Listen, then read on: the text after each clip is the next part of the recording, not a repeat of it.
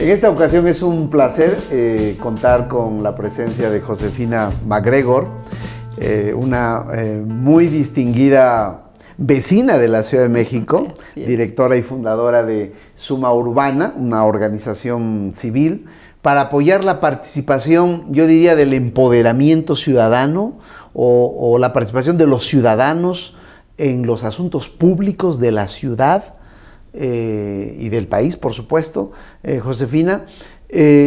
Y creo que eres una de las pocas personas en el país y en la Ciudad de México que durante tantos años te has dedicado a estas causas tan importantes para la construcción de ciudadanía en el país. ¿Qué tal? Pues gracias por la oportunidad. Mira, primero, yo inicié en esto por la defensa de una zona patrimonial, que es San Ángel, San Angelín y Tlacopac. Se estaba convirtiendo en una zona roja. De pronto están prohibidos los antros, ya había 19 antros. Falleció un vecino y cuando fuimos a la misa dice la esposa, qué bueno que ya murió, y le dije, yo no sabía que estaba enfermo, y me dijo, no, Josefina, llevamos 5 años peleando con el antro de junto, por fin va a descansar. O sea, verdaderamente me cimbró el comentario, y entonces es cuando dices, oye, voy a vivir como la ley dice que puedo y como debe de vivirse, o tengo que estar viendo cómo de pronto se transforma la zona en una zona roja. Y a partir de ahí, pues te empiezas a involucrar y te das cuenta que las únicas herramientas que tienes son legales, ¿no? Y entonces te empiezas a meter en el mundo legal, y es ahí donde viene mi punto. Gracias a Dios tuve senseis, les digo mis senseis, que tuvieron la paciencia de sentarse conmigo, explicarme las leyes, el desarrollo urbano, que si hay algo complicado en este mundo es el desarrollo urbano, créemelo. Y finalmente me di cuenta, para mi sorpresa, que había gente que venía defendiendo esta zona desde 1990, y que gracias a ellos se había hecho un programa parcial, y que gracias a que habían dedicado 3 años, 3 veces a la semana, 3 horas de reuniones, habían podido redactarlo, y de pronto te das cuenta que esta ciudad tiene sus protectores, yo no sé qué sería de ella sin ellos, y que van de alguna manera pasando de generación en generación el conocimiento, y ya cuando llegan y ven que alguien le entra dicen, yo ya me voy, yo ya me cansé. Pero bueno, es un ejercicio interesante y un gran agradecimiento al que tuvo paciencia, a los que tuvieron paciencia conmigo para irme enseñando. Pues llama la atención, yo te quiero decir que llama la atención, y esa es la razón de esta conversación, porque pareciera ser, visto desde fuera, pareciera ser que hay muy poca o escasa conciencia cívica y escasa conciencia ciudadana respecto de nuestra participación como ciudadanos en los asuntos públicos, y en los asuntos públicos micro, es decir, aquellos que nos atañen directamente en nuestra vida cotidiana. ¿Cuál ha sido tu experiencia en estos 16 años, Josefina, respecto de esta conciencia ciudadana sobre los derechos que tenemos los ciudadanos sobre nuestra vida cotidiana? Mira, efectivamente, todos tendemos a ser más bien observadores, ¿no? O sea, observadores y quizá críticos de sobremesa, de las cosas que inciden en la vida y que no nos gustan. Sin embargo, una de las razones es porque no sabes cómo entrarle. O sea, ok, yo quiero hacer algo, pero ¿por dónde entro? ¿Con quién entro? No sé ni qué hacer. Entonces, lo que nosotros hemos hecho, formamos, número 1, un grupo de trabajo increíble, de gente muy preparada, súper honesta, gente muy, muy comprometida, y lo que tratamos nosotros hacer desde un principio es, cuando a la gente se le atora el camino, facilitárselo. Yo creo que tendríamos mucho más participación ciudadana si no fuera tan complicado participar. Aquí te la hacen muy complicada. O sea, tú tienes para una cosa menor tienes que ir y firmar en el Ministerio Público, levantar un acta y te agreden, y de pronto los caminos son tan complejos que acabas más lastimado que si no hubieras hecho en el camino. Y para todo, para denunciar un bache, para reportar las cosas. Entonces yo te diría, el camino al principio fue mucho más difícil, porque para parar una obra ilegal, y te voy a dar el ejemplo de aquí de un hotel que salió con una licencia ilegal, tuvimos que levantar 2.500 firmas autógrafas, hicimos 2.500 documentos con 2 copias cada uno, llevárselo al jefe de gobierno, y finalmente lo paramos con una actividad brutal. Hoy en día se quiere aprobar una ley ilegal de cambio de uso de suelo de algo y nos ponemos en red 800 asociaciones en Twitter y a todos los diputados tweet directo, si tú votas por esta ley no vuelvo a votar por ti, porque lo que estás haciendo es ilegal. Entonces, los mismos medios de comunicación han transformado la forma de participar y de pronto es más sencillo participar. La gente me dice, ¿qué hago? Comparte en Facebook. O sea, el objetivo que tenemos es infórmate y opina. No queremos que te des cuenta cuando ya sucedieron las cosas. Mi punto es, la gente sí se compromete a participar. Es que tenemos la impresión, y te pongo un ejemplo típico, en un condominio. Sí. Pareciera ser que estamos muy preocupados como ciudadanos por lo que pasa con nuestra familia, pero no con lo que pasa con nuestros vecinos o con lo que pasa con aquellos que viven cerca de nosotros. Incluso en los condominios es famoso de que administrar un condominio es un verdadero problema. Sí. Y la gente no se pone de acuerdo siquiera en los asuntos caseros de la administración de un condominio. Entonces, existe la impresión de que los mexicanos no somos muy solidarios, digamos, con nuestra comunidad en donde vivimos. A mí me llama muchísimo la atención, y lo comentaba el otro día en una conversación, que ante las cosas que ocurren en el país, no somos capaces de salir a denunciar, o no somos capaces de reunirnos para hacer una marcha, que sí la vemos en otros países. Y aquí en México pareciera ser que somos muy pasivos respecto a los asuntos que nos atañen en nuestra vida cotidiana y con los asuntos en general del país. A eso me estoy refiriendo. No sé cuál ha sido tu experiencia en ese sentido, Josefina. Mira, tienes razón, o sea, repito la palabra, somos más bien observadores y muchas veces no participamos. Sin embargo, creo que había la necesidad de hacer un cambio de paradigma. Y finalmente se creó una red como de apoyo, de solidaridad, en que tú nos reportas que tienes una bronca, nos juntamos 5, te invitamos a la casa, no te conocemos de ningún lado, nos hablaste porque tuviste un problema de uso de suelo en algún lado, te asesoramos, te ayudamos, todo, y pasas a formar parte de una red agradecida que a su vez lo haces tú con otros. Entonces, yo creo que hoy en día sí se está dando un cambio franco, quizá también venga como resultado de la desesperación de lo que estamos viviendo, ¿no? Porque dices tú, vaya, si yo permito que la corrupción e impunidad se lleven a la ciudad como se le están llevando entre las patas y no hago nada, se me va a ir mi patrimonio, se me va a ir la vida. Entonces, yo creo que ha habido un cambio, yo creo que cuando hacemos movilizaciones la gente responde de una manera increíblemente brutal, o sea, así es, pero quizá es como una cadena de favores, ¿no?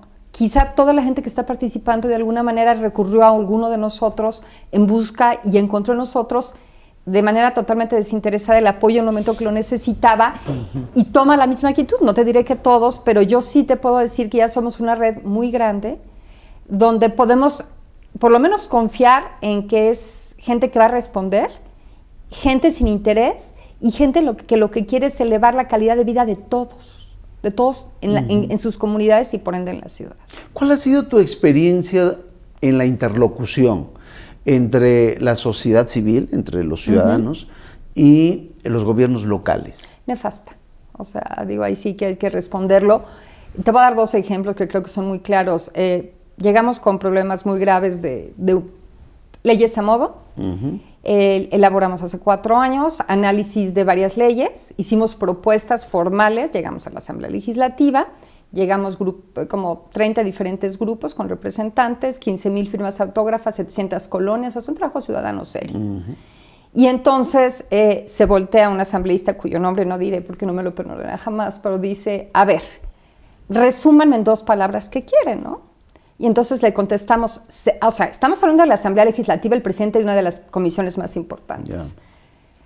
Sanciona a funcionarios en desarrollo urbano y certeza jurídica. Y se volteó y dijo, no, pídanme otra cosa. Entonces, si la Asamblea Legislativa te dice, no me pidas sanción a funcionarios y certeza jurídica, entonces fue una risa de todos, le salió del alma. Él pensó que le íbamos a pedir, no sé, casitas, que le íbamos a pedir una fiesta en el Parque de los Venados, yo no sé qué se imaginó, pero cuando le hicimos certeza jurídica y sanción a funcionarios, se descuadró y dijo, pídanme otra cosa, eso no. Les salió del alma. ¿Y qué pasa? Que la interlocución es de cero, porque el funcionario está esperando negociar, está esperando hacerte perder tu tiempo, está esperando quizá algún tipo de participación ciudadana que se dio hace muchos años, en que si te invitaba el delegado al desayuno anual y a la posada, ya todo era felicidad en tu comunidad. Y quizá hoy la gente, todos trabajamos, todos somos gente que tenemos mucho más ocupaciones, que le dedicamos un tiempo que quizá le estamos quitando a otra cosa, quizá de sueño, de descanso, quizá de fin de semana o de familia. Y entonces tú no te interesa ni el desayuno, ni que te inviten a la fiesta, te interesa resolver los asuntos de tu comunidad. Y la respuesta ha sido muy mala, muy, muy mala. O sea, es presión, presión, presión, presión, presión, presión en medios. Ha sido muy triste. Arbitrariedad en la gestión gubernamental. Absoluta, absoluta. O sea, es increíble cómo tú denuncias una cosa y se comprueba por todos los medios que es ilegal. Digo, un edificio, porque ese es el área que más tocamos, desarrollo urbano, ¿no? Se construye sin licencia, no tenía manifestación de construcción, había puesto 2 firmas como si fueran del Instituto Nacional de Antropología e Historia, no era falsificación porque la firma no exacta, pero bueno, falsificación de documentos, trabajo con sellos, y te presentas, había 9 delitos federales que habían cometido porque era de monumentos históricos, y te dicen, es que la inversión es muy grande y va a perderlo todo. Y sigue operando el edificio. Tenemos 2 edificios que se construyeron, bueno, que están en construcción, que se fueron a la bolsa de valores, levantaron 3,000 millones a través de una fibra. Esos edificios no tienen uso de suelo y no lo pudieron arreglar. Y levantaron 3,000 millones. Entonces, con este nivel de impunidad, de grosería, estás hablando de delitos federales, de levantar en bolsa 3,000 millones para algo que no tiene un uso de suelo. ¿Qué puedes esperar? No hay ningún tipo de diálogo, es golpe y golpe y golpe de la autoridad a uno. Y nada más están esperando que uno se canse, ¿no? Están esperando, bueno, pues finalmente se va a cansar o va a acabar el edificio, o cuando le entre y tenga que dar dinero pues ya los vamos a echar para atrás. Entonces, lo que ves es un descaro absoluto, una falta de conciencia absoluta y caray, una necesidad de alternancia bestial. O sea, cuando hablamos, porque comencé la conversación hablando de ciudadanía y de construcción de ciudadanía, cuando hablamos de ciudadanía, tenemos que hablar necesariamente, por lo menos en el caso de la Ciudad de México, y seguramente será el caso de todas las localidades de nuestro país, o de la gran mayoría de ellas, tendremos que hablar necesariamente de impunidad y de corrupción, porque tenemos una clase gobernante en todos los niveles que se mueve bajo estas premisas de impunidad y de corrupción. Exacto, o sea, la activación ciudadana se da a raíz de la impunidad y la corrupción, así te diría yo. Tenemos proyectos culturales que han dejado ser los menos, porque todo se activa a nivel de un acto de corrupción. O sea, es una tristeza que en otros países hay grandes redes de donativos, de ayuda comunitaria, de ayuda para protección de animales, y aquí la activación general es en defensa de actos de corrupción e impunidad. Y luego lo que te hacen ellos es hacer la ley para que lo que ellos hacían trance ya lo hagan, pero parados por la ley. Entonces ahí viene uno a parar la ley y es un juego, como la Constitución, ¿no? Te están metiendo ahorita no sé cuántos goles, que ojalá y la lean, porque el día que, si no, nos vamos a arrepentir todos, ¿eh?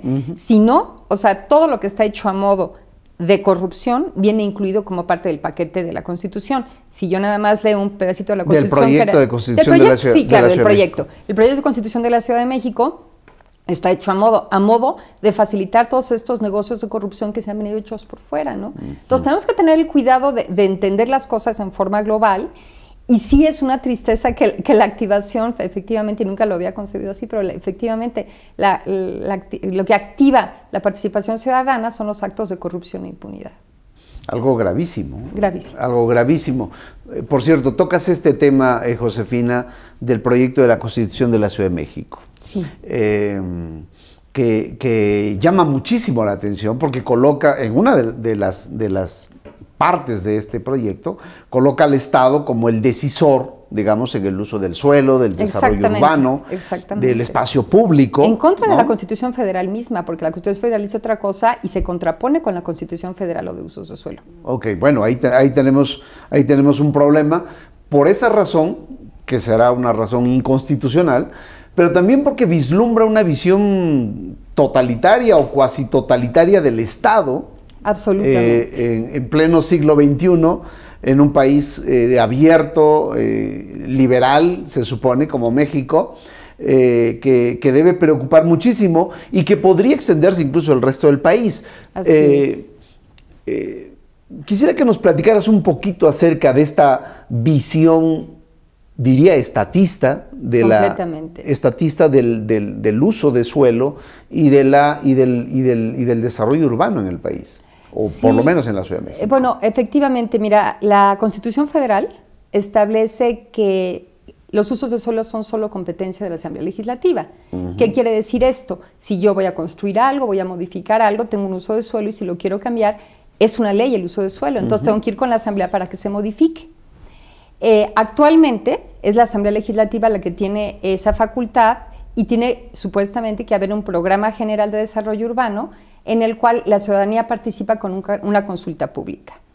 Llegamos a la Constitución y de pronto se le quita a la ciudadanía la consulta pública vinculante y dice, la opinión de la ciudadanía se considerará solo cuando así lo consideremos que es conveniente.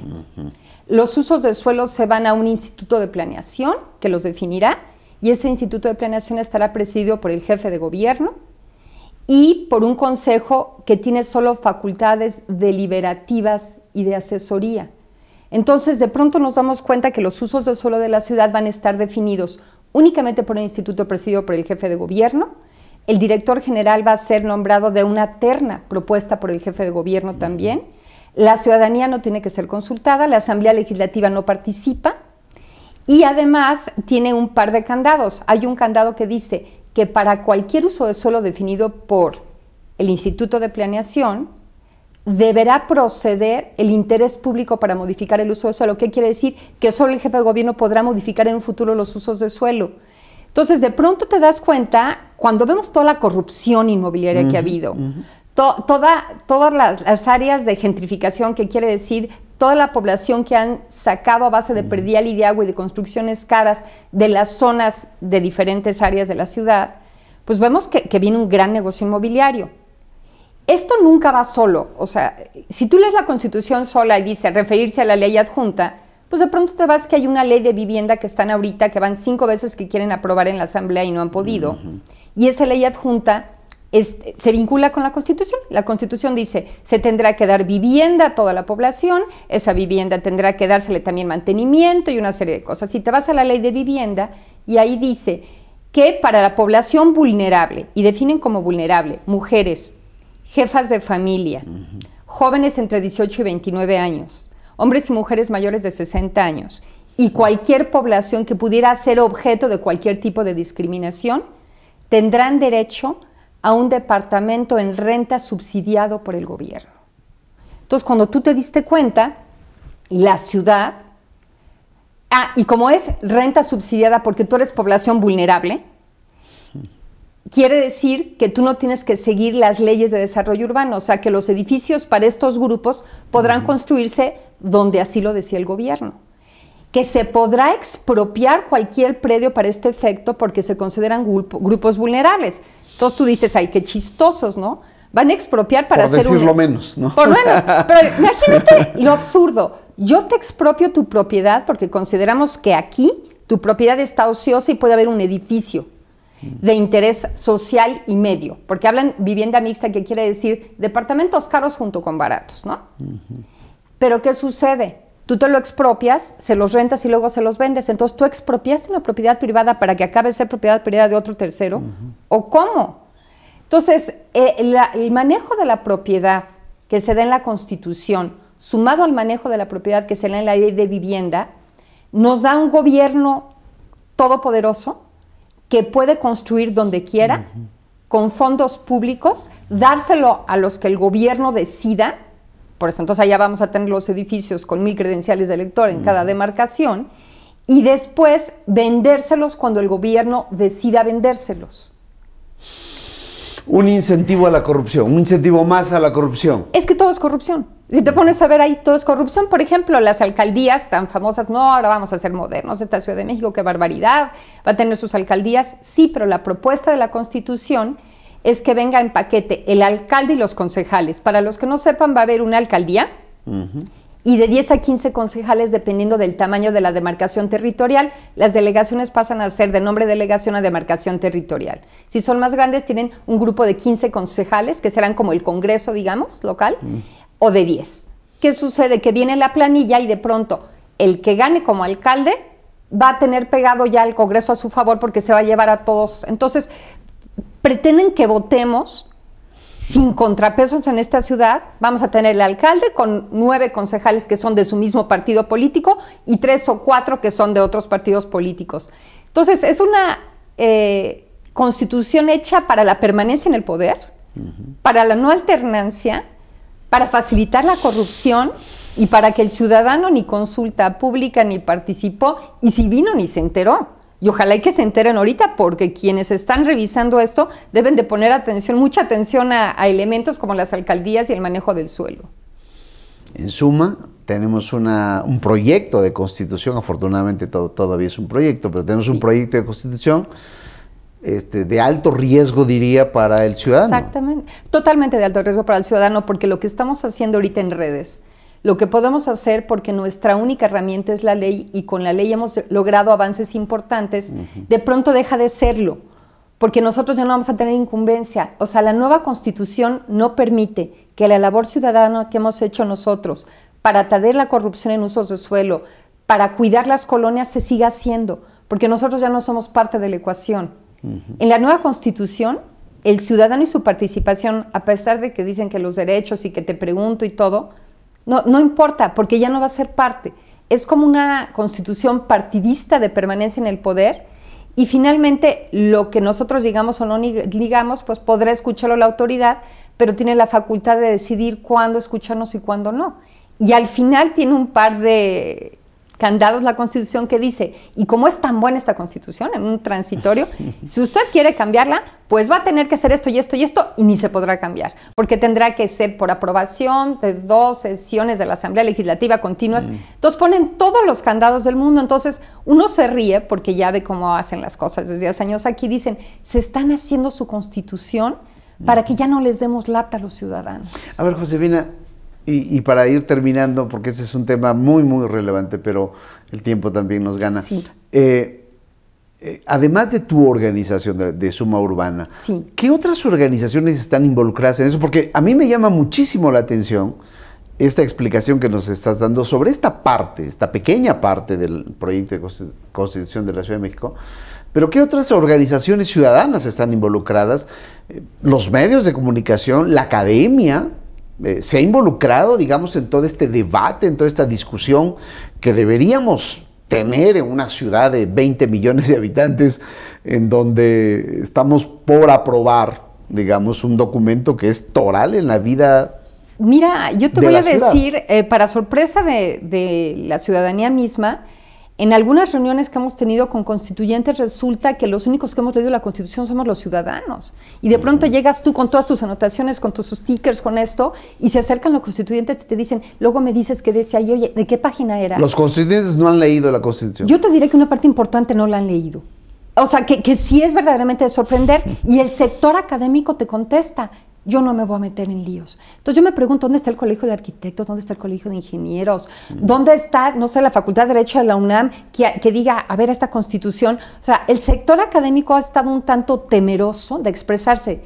Sin embargo, ya hay instituciones, digamos, editorialistas de instituciones a título personal, que han escrito, no sé, ya sean unas 40 o 50 editoriales muy fuertes, y que se los han querido como minimizar el efecto. Pero a mí me encantaría, además de esto que es muy valiente de parte de ellos y que es muy útil y muy valioso, nos están faltando la academia, nos están faltando los colegios de, no sé, de contadores, porque afecta a todas las áreas esta Constitución.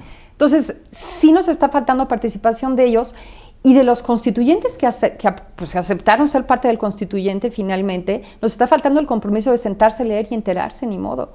Ellos debían de haberse imaginado que era un compromiso serio, donde había que dedicarle muchísimas horas a la lectura y al comparativo con otras constituciones y al comparativo con otras leyes, si realmente uno quiere aportar. Y una gran tristeza que los líderes que llevan la Constitución estén apresurando para la fiesta del 5 de febrero, como quitándole mérito al contenido mismo de la Constitución, ¿no? Después de tantos debates que ha habido, de tantas críticas, lo que dicen ellos es, a mí no me importa, digo, y lo dijo Provencio y lo escribió, o sea, sin medios y sin tiempo quieren que saquemos un dictamen en 4 semanas de la Constitución. Me parece muy poco serio, me parece darle peso a lo que no lo tiene o querer apresurar para cerrar el negocio, ¿no? Entonces, cada quien decidirá qué objetivos tiene, pero sí me falta compromiso por ahí de estas partes. Cerrar el negocio, me quedo con esa frase. Así es. Muy peligrosa, muy preocupante, y lo digo como ciudadano de esta ciudad. Cerrar el negocio tiene una connotación de corrupción, tiene una connotación de impunidad. Así es. Y creo que tenemos que poner el foco y la luz en este asunto tan relevante como es la Constitución de la Ciudad de México. Te agradezco muchísimo, muchas gracias, Josefina, por tu tiempo en esta ocasión. Muchas gracias. Gracias.